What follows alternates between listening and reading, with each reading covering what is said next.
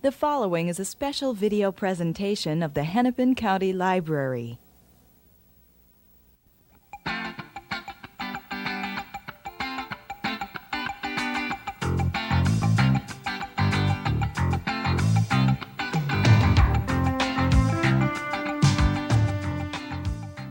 Hello, I'm Eileen Cavanaugh from Hennepin County Library Program Office. My guest today is Joan Borysenko.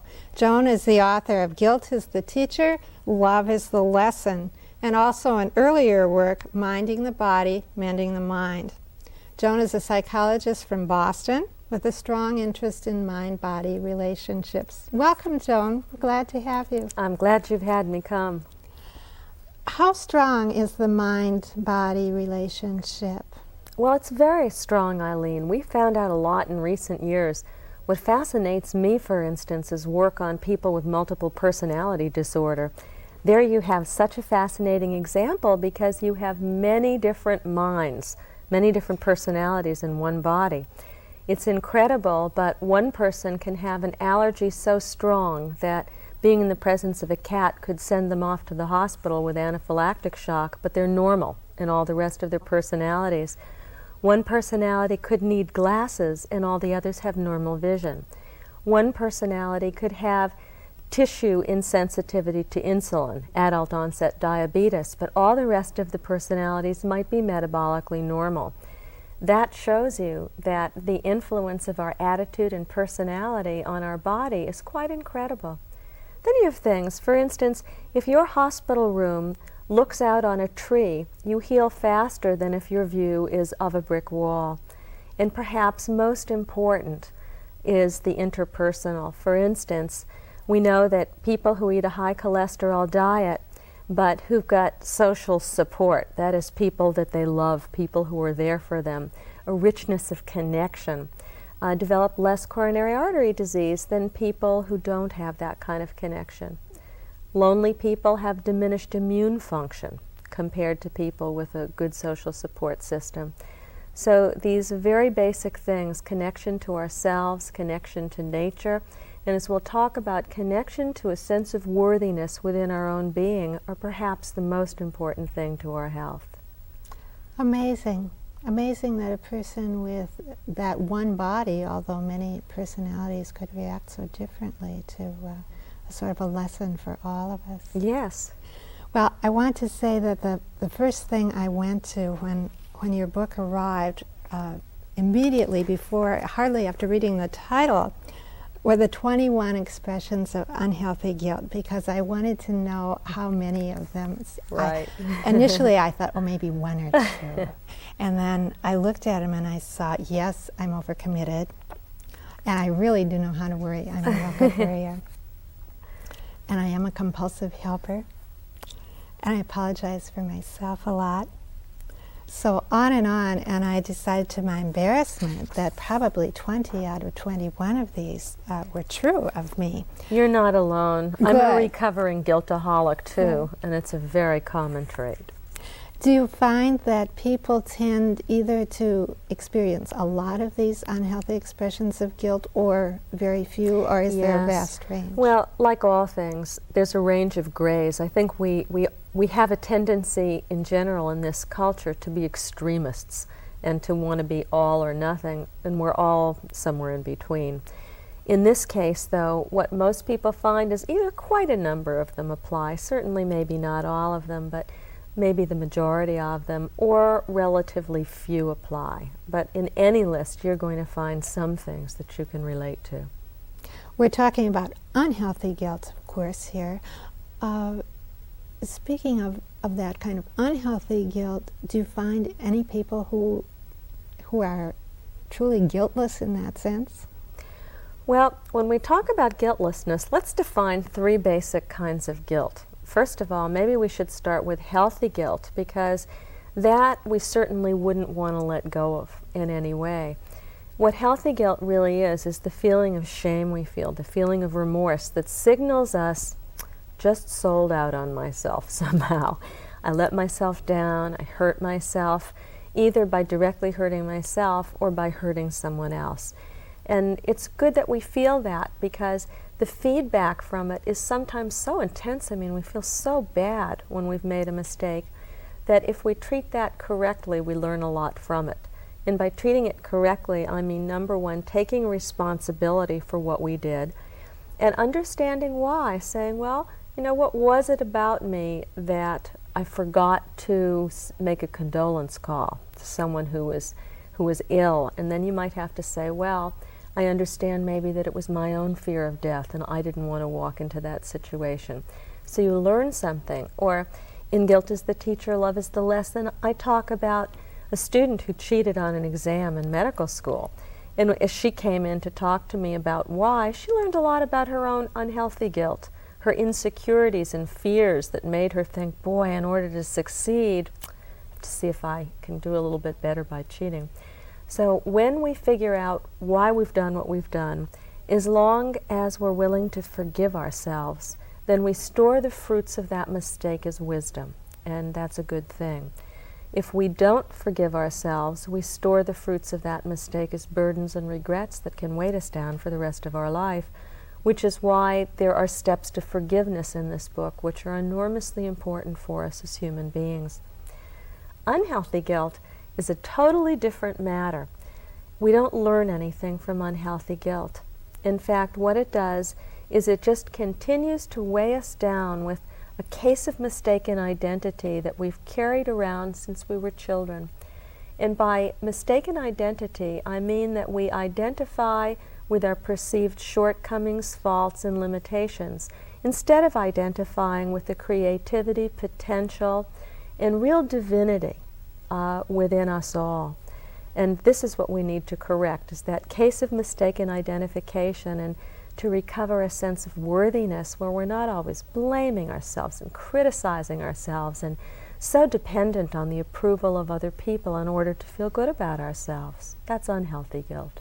What happens to that innocent, spontaneous, creative child that we probably all were at one time? Sure. I think that's why people love to see babies, that we can remember being in that state ourselves. They're so curious, they're so fresh, you know. I remember waking my kids up in the morning, or usually being woken up by them when they were little, and they were so excited about what the new day held in store for them. And then, of course, you compare that to how we often feel as adults, like, ugh, grumph, another day, and all of these things to do, and commitments and fears about later, and regrets about yesterday, and we have lost that spontaneity. I think there are three things that lead specifically to a loss in that, and then obviously many more subtle ones, but those are experiences of our childhood, sometimes mistaken teachings of religious traditions that inculcate guilt and fear in people instead of love and joy in people, and then society itself. You know, this is a society where everybody is supposed to be perfect. We're all supposed to be beautiful and handsome and athletic and thin. Brilliant and thin, and, you know, right away. I have a friend whose 7-year-old is already anorexic because she looks at the television and she says, well, in order to be a good person, I have to be skinny. Can you believe that? 7 Yes. years old. Yes. And that innocence is already fading. Gone. Because we get the message that we're not all right the way we are, that there's some standard that we must measure up to. And sometimes I think we don't recognize as parents that in our desire to make our children good, to make sure that they're morally upstanding and they do well in school and they have all the proper opportunities, oftentimes we give them everything but what they truly need, which is the right to be themselves. And particularly as a child, if we've been made to feel ashamed in any way, a child cannot easily distinguish a behavior from who he is or who she is. And so if mommy is always, or daddy is always saying, gee, you know, stop doing that, you're bad, pretty soon you don't know it's the behavior that's inappropriate, but you begin to think that you're bad, you're flawed, you as a human being are a mistake. And as a child, Eileen, we're so helpless that is really the equivalent of being threatened with death, to have that love and approval disappear.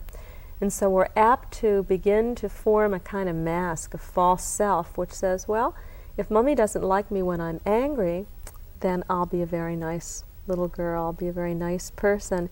And underneath all of the anger that's very natural can begin to build up until you're a very nice person with a lot of rage underneath. And that is the kind of healing that we need to get at, to begin to realize it's not unhealthy to experience anger. We just have to learn how to be emotionally literate.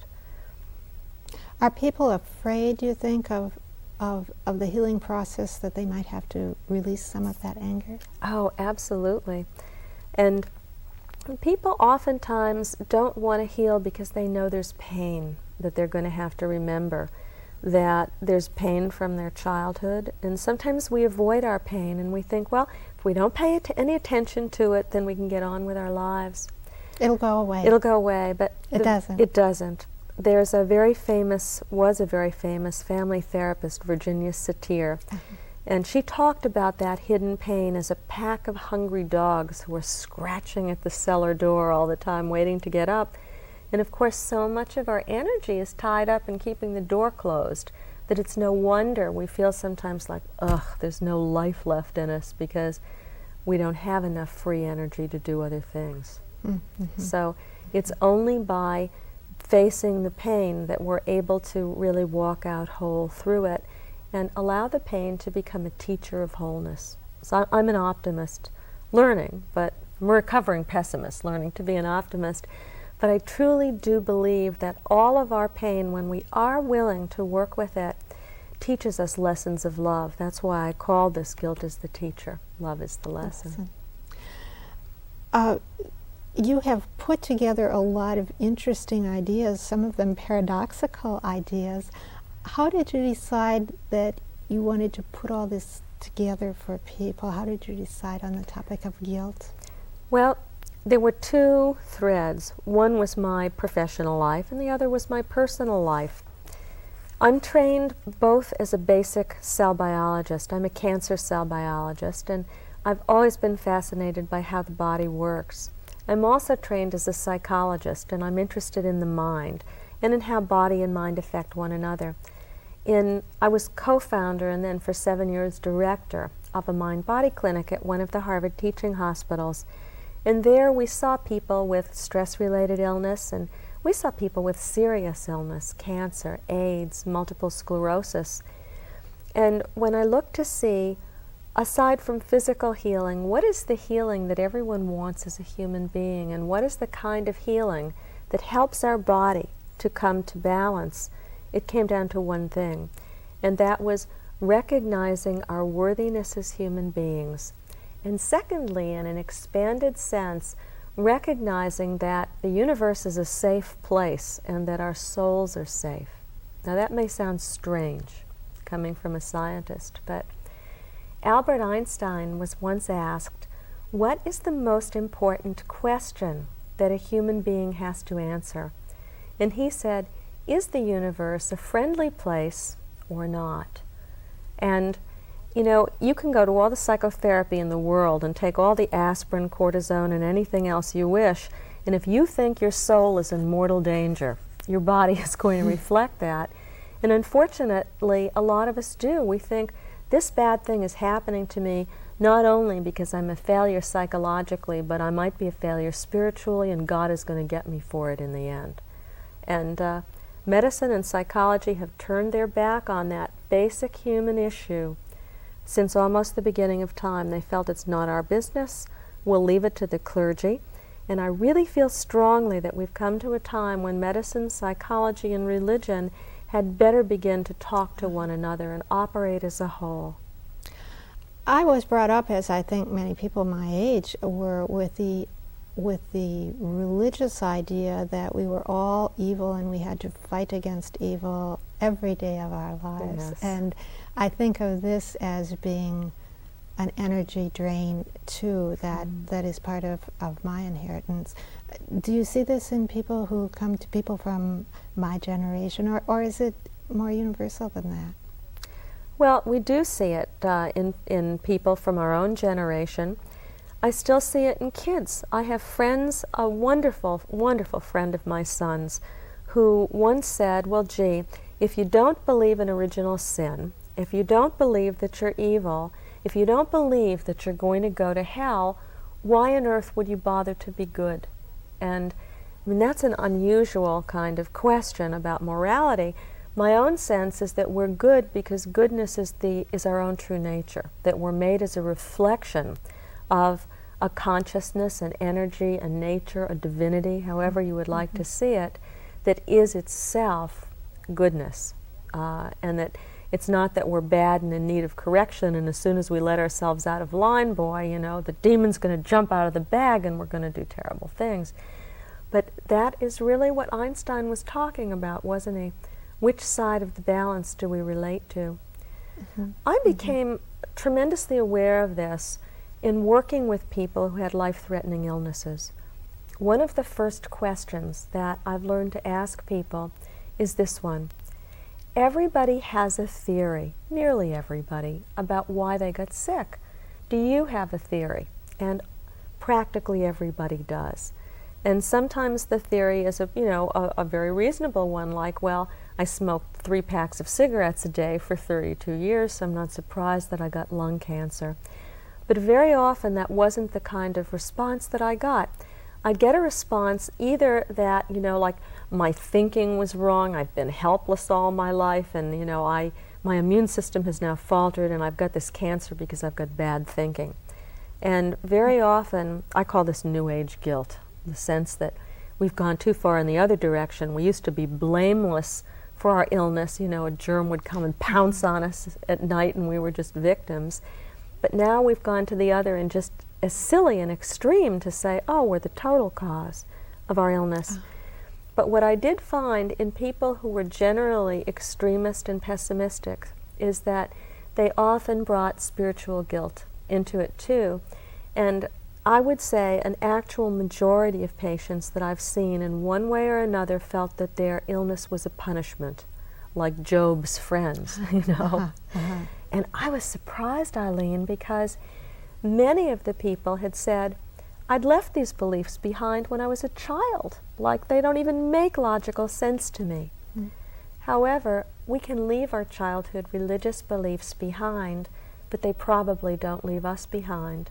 And it's not until we hit a snag in the road when we're forced to really look and say, what do I really believe? So I do think, too, that it's an opportunity when we end up feeling guilty over something because of old religious conditioning, we can really begin to say, well, what do I believe? What is the distinction between spirituality and religion? Where do I think I fit into the universe? Do you find that the people who had more negative thoughts or more self-blaming about their serious health conditions were less likely to recover or had a shorter lifespan? Yes, I do. And I feel that so much energy is taken up in self-blame, fear, and doubt that there's not that much energy available to mobilize for the healing process. And that healing, of course, is more than physical curing. We all want to stay healthy as long as we can, but I do point out to people that all of us are going to leave this world through that mysterious door called death, that no matter how many health foods you eat or how long you sit and meditate, you're going to go anyhow. And the whole point of healing is not when you're going to die, but what your life is going to be like, how you're going to live your life day to day in the meantime. No matter how much No of matter it's how. And so in terms of that quality of life, in terms of using an illness to say, wait a minute, what are my priorities? Are there old resents and regretments? Regrets, isn't that a good one? Yes. Old regrets that are burdening me down. Is my hatred against my parents or my Aunt Gertrude or my brother, these things that I consider I can't forgive, are these hurting me? Am I going to go to death's door holding on to these, or am I going to come to a sense of wholeness? And these are the important things that we all need to pay attention to, that often illness brings into the fore. And that perhaps the arrival of death or the threat of death is an opportunity for us to sort of clear our lives of things that obstacles to, maybe even obstacles to death. Absolutely. That's what people say, like, gee, I wish I'd known this earlier. My life would have been a lot more pleasant. I've learned so much in the process of dealing with whatever the crisis might be. We even talked about colds earlier on, and I'm wondering if colds and some of those minor illnesses are our body's way of saying, hey, come on, relax, you know, take some time to reflect on your life. To a certain extent, but again, we have to beware of black and white thinking because, for instance, getting a cold, look at all the things that come into it. Got to be exposed to the virus. That's easy these days. We're both saying how much respiratory tract infection there is this spring of 1990, both in Minneapolis area and in Boston. So your chances are obviously increased if you're around it all the time. Then there's how tired you might be. For instance, I'm in a 15-city book tour, and regardless of how good my thinking is, I'm sitting in a lot of airplanes where there are germs circulating around. There's a lot of stress on the body from that kind of traveling, stress from lack of sleep. And all of those things conspire to, of course, make me more susceptible at this time than I might be at other times. So we always have to bear that in mind. You know, I came once into a mind-body group with a cold, and some of the patients were so disillusioned at the hospital. They looked at me, they thought that because you meditate, it means that you will never ever be sick. And they looked, you know, like, wow, we just caught the Pope coming out of a brothel. She's got a cold. And that, of course, is not the intent, because we certainly can make ourselves healthier, but it's no guarantee that we'll never be ill. Which sort of goes back to the statement of extremism. As Americans, maybe we tend to think it's all, you know, you're going to be perfect if you do these things perfectly, or perfectly awful if you don't do them. And it made me think of a wonderful poem in your book, and I'd like to just read the last half of it, which speaks of sort of the paradoxes of life. For I am knowledge and ignorance, I am shame and boldness, I am shameless, I am ashamed, I am strength and I'm fear, I am war and I am peace. I am the one who is disgraced and the great one. I am godless and I am the one in whom God is great. And this is from the Thunder Perfect Mind, and it's a wonderful poem, and I think it sort of symbolizes a lot of your book that brings together ancient wisdom and New Age spirituality, the old and the new concepts. And did you do this consciously as a balance, or did it just happen? Well, for a long time, Eileen, I have been a student of many of the great religious traditions, and I relate to the heart of all of them, to Judaism, to Christianity, to Hinduism, to Islam. All of them have the same essence that much of the New Age thinking has today. And that essence really is a spiritually optimistic essence, which says we are part of a divine consciousness that is both within us and around us, for all things are made out of it. And as Isaiah said, you know, I create good and I create evil. I am light and I am darkness. I am one who creates all of these things. We tend to forget that and want to think, well, you know, God is all rainbows and dewdrops. Well, you know, how about tornadoes and thunderstorms? That's the other side of things, and that's the balance. And all of the traditions tell us, well, in this phenomenal world that we live in, you know, we live in a world that is created from the pairs of opposites. Without female, there isn't any male. Without darkness, there is no light. Without up, there is no down.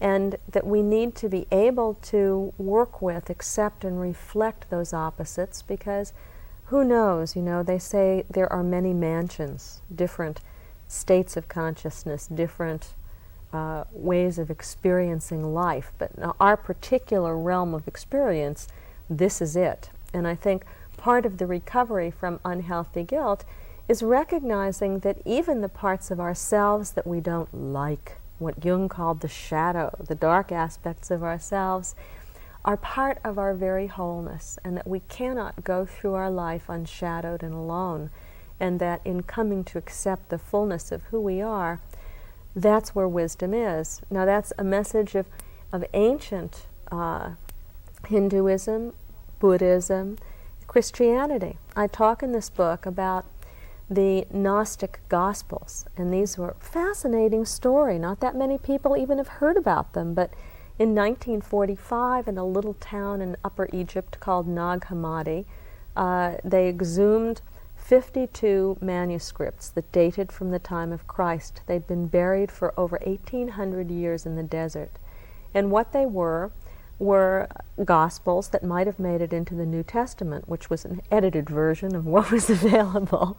And this was what didn't make it in there, right? It was heretical at the moment. But monks at a certain monastery there in the desert wanted to make sure that this wisdom was preserved, and they buried it. And there's a wonderful Gospel of Thomas in there. And in it, the words of Jesus are very beautiful. And he says, look, it's essentially, he says, the kingdom of heaven is not a place, it's a state of mind. And his disciple says, well, how will we get there? You want us to fast? Shall we give alms? What shall we do? And he says, look, he says, don't do what you hate and don't tell any lies. That's how you get there. By being authentic within yourself, and by don't tell any lies, don't pretend to be what you're not. Don't pretend to be a goody-goody, because our wholeness is made of all different emotions, all different experiences. Now they're one of those things that sounds simple on the surface, but is difficult in the practice. Yes, it is. Sure it is. Before we run out of time, I want to talk a little bit about dreams. This is sort of making a leap, but dreams are important in your book, and dreams have been important for me, so I don't want to leave you without talking a little bit about that. Is it true that we probably don't make as good use of dreams as we might, that there's this wonderful wisdom available to us, tailored to our needs? Oh, absolutely. We all dream 4 or 5 times a night. Even if we claim that we never dream, we don't remember our dreams, but we hook ourselves up, or in a laboratory we're hooked up and we have rapid eye movements, sleep, we're always dreaming.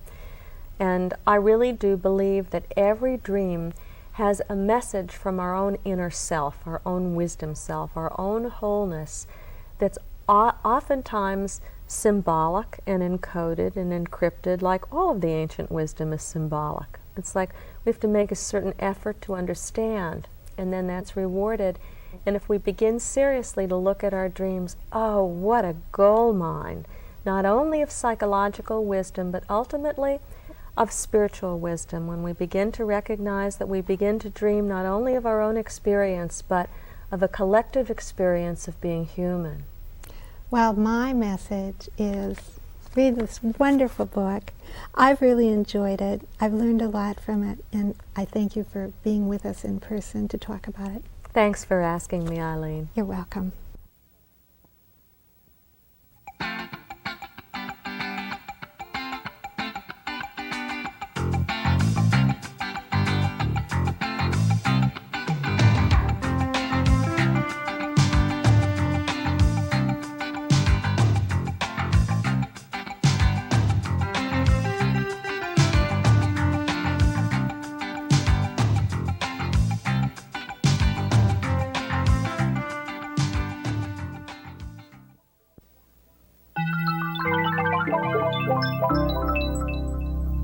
A presentation of the Hennepin County Library.